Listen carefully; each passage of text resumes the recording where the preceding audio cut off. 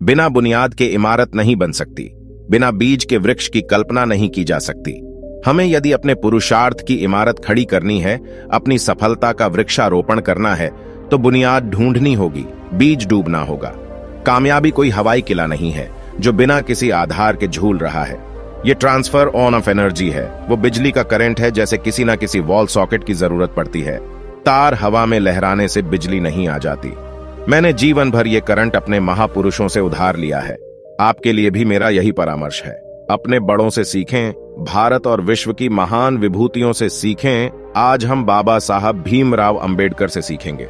उनके जीवन से बहुत कुछ, तो चलिए शुरू करते हैं। बाबा साहब का जन्म महार जाति में हुआ था, जिसे अछूत माना जाता था। उनके साथ हुए जातिगत दुर्व्यवहार की अनगिनत कथाएं प्रचलित है, आपने भी सुनी होंगी। लेकिन पहले मैं यह बताना जरूरी समझता हूं कि दलितों और वंचितों के साथ छुआछूत या भेदभाव कोई सनातन परंपरा नहीं है। ये कुरीति भारत पर हुए विदेशी आक्रमणों की देन है और डिवाइड एंड रूल पॉलिसी का नतीजा है। हमने अनादिकाल से कभी जाति और जन्म के आधार पर किसी को छोटा या बड़ा नहीं माना। श्रीमद् भागवत गीता में भगवान कृष्ण अर्जुन से कहते हैं, चतुर्भुज पूरा कर्म विभाग शाह है अर्जुन। मेरी ये सृष्टि 4 में बंटी हुई है और इस बंटवारे का आधार है गुण और कर्म। जन्म नहीं, जन्म से छोटा या बड़ा होना पश्चिम की परंपरा है। पूरब में ऐसा नहीं होता।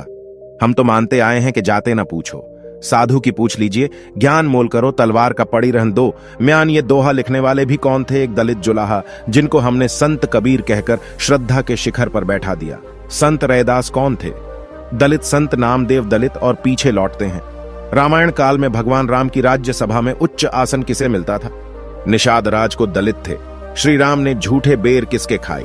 शबरी के दलित थी। राम ने हाथ किसके आगे जोड़े के वाट के, वो भी दलित। और ये पूरी कथा लिखने वाले महर्षि वाल्मीकि, वो भी तो दलित ही थे। उस समय वर्ण व्यवस्था आज के जैसी नहीं थी, लेकिन इन सभी की गिनती दलितों में ही हुआ करती थी। हमारी श्रद्धा और विनम्रता की पराकाष्ठा ये है कि हम सुबह बिस्तर से उठते हैं तो धरती पर पांव रखने से पहले धरती से भी क्षमा मांगते हैं। समुद्र वसने देवी पर्वतस्तन मंडले विष्णुपत्नी पादस्पर्शम क्षमस्व में हूं। हे देवी धरती, तुमने समुद्र रूपी वस्त्र पहने हैं, पर्वत तुम्हारा अचल है, तुम श्री हरि विष्णु की पत्नी हो, तुम्हें नमन है, अभिनंदन है, और हम तुम्हें अपने पैरों से स्पर्श कर रहे हैं। इसके लिए हमें क्षमा करना देवी। जीव तो क्या, निर्जीव के लिए भी आदर रखने वाली सनातन संस्कृति किसी मनुष्य को छोटा या पददलित कैसे मान सकती है? इतिहास के पन्ने पलटकर देखिए तो पता चलेगा कि हमारे सोने अतीत पर कुछ आतताइयों ने जातिवाद का प्रहार किया और ये अफवाह फैला दी कि हम तो शुरू से ऐसे ही थे। मैं आधिकारिक रूप से यह कहना चाहता हूं कि जो ऊंच नीच में विश्वास रखता है, जाति को भेदभाव का आधार मानता है, वो सनातन मूल्यों से अपरिचित हैं और भारतवर्ष की गौरवशाली वैदिक परंपरा को ना तो पहचानता है, न जानता है, न उसका आदर करता है। दुर्भाग्य से बाबा साहब का जन्म उसी कालखंड में हुआ जब हम विदेशियों के प्रभाव में जी रहे थे। समाज की व्यवस्था में ऐसा विष खुला हुआ था कि बाबा साहब को जाति का छोटा माना जाता था और स्कूल में उन्हें बाकी विद्यार्थियों के साथ कक्षा में बैठने की अनुमति नहीं थी।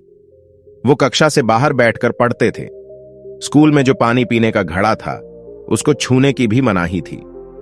प्यास लगने पर बाबा साहब को तब तक इंतजार करना पड़ता था जब तक कोई चपरासी आकर उन्हें पानी न पिला दे। अब अगर मैं आपसे कहूं कि यही बालक जिसे क्लास में नहीं बैठने दिया गया, आगे चलकर वो 9 भाषाओं का झांता बना, 32 डिग्रियां थीं उनके पास। विदेश जाकर अर्थशास्त्र में पीएचडी करने वाले वह पहले भारतीय थे और हमारे महान भारतीय संविधान का निर्माण करने वाली समिति के अध्यक्ष भी यही बाबा साहब अंबेडकर कहां हो। स्कूल, वो क्लास के बाहर बैठना, वो पानी का मटका न छूना, वो गरीबी, वो असमर्थता, और कहां ख्याति और सम्मान का ये शिखर। अरे पर्वत, तू कल तक जिसकी लाचारी पे हंसता था, तेरी चोटी पे बैठा है, वहीं बैसाखियां लेकर। बाबा साहब की उन्नति अविश्वसनीय लगती है। सब सच है, लेकिन झूठ जैसा लगता है, क्योंकि यह मानना कठिन है कि अपने आत्मबल और प्रतिभा से कोई अपने भाग्य की रेखाएं इस तरह बदल सकता है। मेरा विश्वास है कि बाबा साहब स्वाभिमान और संकल्प का वही रक्त लेकर जन्मे थे जो 5000 वर्ष पहले कर्ण की धमनियों में दौड़ रहा था। जाति हायरी जाति कर्ण का हृदय से डोला, कुपित सूर्य की ओर देख वह वीर क्रोध से बोला, जाति जाति रटते जिनकी पूंजी केवल पाखंड में क्या जानूं, जाति जाति हैं ये मेरे भुजदंड पूछो, मेरी जाति शक्ति हो तो मेरे भुजबल से, रवि समान दीपित ललाट से और कवच कुंडल से पड़ों से जो झलक रहा है, मुझमें तेज प्रकाश, मेरे रोम रोम में अंकित है मेरा इतिहास। अंग्रेजी में कहते हैं सिंस आर ब्यूटीफुल, अधर्म बड़ा आकर्षक होता है, बड़ी जोर से अपनी ओर खींचता है, खास तौर से उसे जो सक्षम हो, जिसके हाथों में ताकत हो। लेकिन महानता की पहली शर्त यही है कि हम अधर्म से बचकर चलें और अपने कर्तव्य से छल करना। इससे बड़ा अधर्म और क्या हो सकता है। बात आजादी से पहले की है। 1943 में बाबा साहब ये कौन सेल में शामिल किए गए और उन्हें लेबर मिनिस्टर बना दिया गया। श्रम मंत्री TWD यानी पब्लिक वर्क डिपार्टमेंट भी बाबा साहब के ही पास था। उस जमाने में भी PWD का बजट करोड़ों में हुआ करता था। देश के बड़े बड़े कॉन्ट्रैक्टर्स PWD के कॉन्ट्रैक्टर्स लेने के लिए लाइन में खड़े रहते थे। कॉन्ट्रैक्टर्स किसे मिलेंगे, यह फैसला बाबा साहब के हाथों में था, उनकी कलम में था। अब सुनिए बाबा साहब के बेटे थे यशवंत राव के बारे में। एक दिन दिल्ली के एक कॉन्ट्रैक्टर ने यशवंत राव से संपर्क किया और कहा, अपने पिताजी से कहकर मेरा कॉन्ट्रैक्ट पास करवा दो। कमीशन के तौर पे मैं अपनी फॉर्म में आधा हिस्सा देने को तैयार हूं। आधा हिस्सा यानी उस जमाने में भी कई करोड़। यशवंत राव स्वभाव से काफी सीधे साधे थे। संदेश लेकर मुंबई से चल पड़े और दिल्ली आ गए बाबा साहब के पास। बाबा साहब ने यह प्रस्ताव सुना तो कहा, मैं इस कुर्सी पर समाज का उद्धार करने बैठा हूं, अपने बच्चे पालने के लिए नहीं। ये प्रलोभन जिसने तुम्हें दिया वो तो अपराधी है ही, तुम इस प्रलोभन के संदेशवाहक बने, मेरे लिए तुम भी अपराधी हो। बाबा साहब ने फौरन यशवंत राव को वापस मुंबई रवाना कर दिया। कहते हैं उन्होंने अपने बेटे को एक ग्लास पानी तक नहीं पूछा और यशवंत राव भूखे प्यासे लौट आए। ये है कर्तव्य के प्रति निष्ठा। जो पुत्र मोह में अंधा हो जाता है वो धृतराष्ट्र बन जाता है, और जो अपने यश को अक्ल अंकित रखता है वो श्रीराम कहलाता है। वाल्मीकि रामायण में श्रीराम स्वयं कहते हैं, न अभी तो मरना 10वीं केवलम दुष्यतम यस, हाँ मुझे मृत्यु का भय नहीं है, केवल अपयश का भय है। बाबा साहब जानते थे कि धन, दौलत और माया का स्थान कर्तव्य के आगे शून्य है।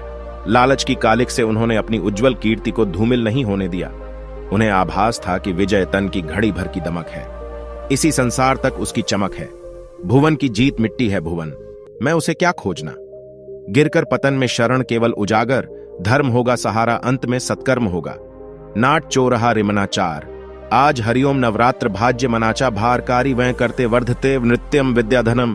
सर्वधन प्रधानम विद्या दुनिया का अकेला धन है, जिसे ना चोर चुरा सकता है, ना राजा हर सकता है, ना भाई बांट सकता है।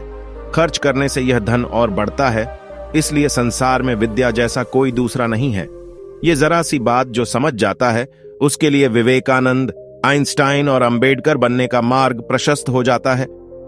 क्या था बाबा साहब के पास? सचमुच कुछ नहीं, शून्य। जितना आपके पास है उससे सैकड़ों गुना कम, लेकिन विद्या ग्रहण करने की प्यास इतनी थी, इतनी ज्यादा थी कि उस प्यास ने एक निर्धन दलित बच्चे को भारत जैसे महान राष्ट्र का संविधान निर्माता बना दिया। 14 से 18 घंटे तक बाबा साहब रोज पढ़ा करते थे, और ये स्कूल और कॉलेज की बात नहीं कर रहा हूं मैं। आगे भी सफल होने के बाद भी, लेजेंड बन चुकने के बाद भी उन्होंने पढ़ना कम नहीं किया। कहते हैं कि बाबा साहब की लाइब्रेरी दुनिया में किसी एक व्यक्ति की सबसे बड़ी लाइब्रेरी हुआ करती थी। 50,000, ठीक सुन रहा है आप, 50,000 से ज्यादा किताबें बाबा साहब की लाइब्रेरी में हुआ करती थीं। आज हमारे घरों में या तो किताबें होती ही नहीं या फिर इंटीरियर डिजाइनर के हिसाब से रखी जाती है। पढ़ने के काम नहीं आती, दिखाने के काम आती है। हमारी टीवी स्क्रीन्स का साइज दिन ब दिन बड़ा होता जा रहा है और किताबों की अलमारी छोटी होती जा रही है। वो भी दिन थे जब जॉन एलिया कहा करते थे कि तुम जब आओगी तो खोया हुआ पाओगी। मुझे मेरी तन्हाई में ख्वाबों के सिवा कुछ भी नहीं। मेरे कमरे को सजाने की तमन्ना है तुम्हें, मेरे कमरे में किताबों के सिवा कुछ भी नहीं। बाबा साहब के बारे में यह कहना गलत नहीं होगा कि उन्होंने पढ़ पढ़कर अपना भाग्य लिख लिया। जब वो कॉन्स्टिट्यूशन की ड्राफ्टिंग कमेटी के अध्यक्ष बने तो उन्हें कहा गया कि लैंग्वेजेस की लिस्ट तैयार कर रही है। बाबा साहब उस लिस्ट में समस्त भाषाओं की जननी संस्कृत को भी शामिल करना चाहते थे, लेकिन कांग्रेस के कई सदस्य इसके विरोध में खड़े हो गए और संस्कृत को अपना स्थान, अपना मुकाम, अपना रुतबा पाने के लिए लगभग 55 वर्ष इंतजार करना पड़ा।